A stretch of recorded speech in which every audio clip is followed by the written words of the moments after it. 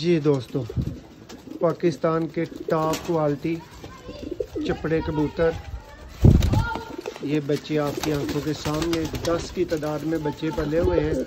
अच्छी प्राइस वाले भाई रब्ता करें, अच्छे बच्चे हैं, अच्छी प्राइस वाले ही भाई रब्ता करेंगे तो बच्चे मिलेंगे। मैं कोशिश करता हूँ आपको सेपरेट करके दिखा सकूँ, पूरी वीडियो भी आप ले सकते हैं। ये देखें जी आपके सामने माँ बाप, ये बच्चे अलग अलग रिंग डली हुई है सबको।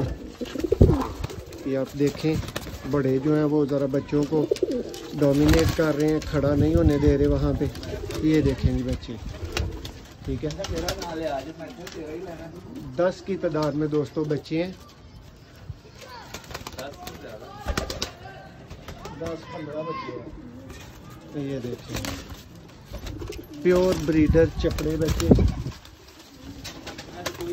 ये देखें।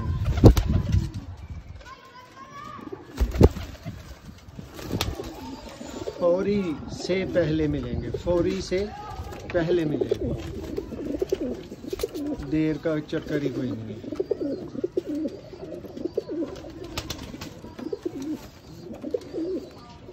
ये देखें माँ बाप पूरी तसल्ली करके, दस्ती फौरी काली ना जल्दी क्विकली इंज रब्ता करो।